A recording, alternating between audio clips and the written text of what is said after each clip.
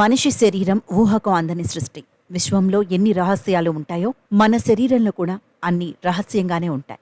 ఈ శరీరం సంకోచ వ్యాకోచాలు, అసంకల్పిత ప్రతీకార చర్యలు, హృదయ స్పందనలు ఇలా అనేక విషయాలపై అంతుచిక్కని చర్చ శతాబ్దాలుగా జరుగుతూనే ఉంది. దీనిపై అనేక పరిశోధనలు కూడా జరుగుతూనే ఉన్నాయి. ఈ కోవలోని జపాన్ శాస్త్రవేత్తలు సాధారణ మనుషుల్లో కాంతి కిరణాలు ఉన్నాయని గుర్తించారు. ప్రతి మనిషి దేహం నుంచి కాంతి ఉత్పత్తి అవుతుందని శాస్త్రవేత్తలు తెలిపారు.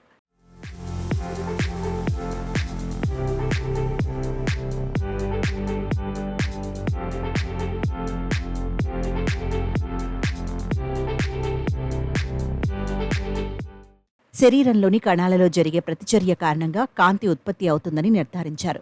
కొన్ని రోజులుగా ఓ వ్యక్తి దేహానికి అల్ట్రాసెన్సిటివ్ కెమెరాలను అమర్చారు.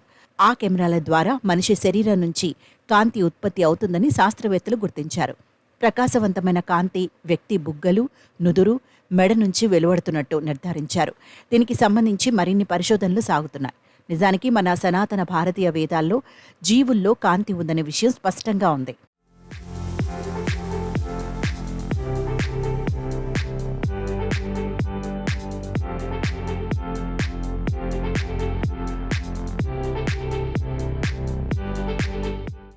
ప్రతి వ్యక్తి నాభికి 6 అంగుళాల పైన అంతర్ముఖమైన కాంతి ఎప్పుడూ వెలుగుతూ ఉంటుందన్నది వేదాలు చెబుతున్నాయి. దీనిని జీవుడుగా సంబోధిస్తారు పెద్దలు.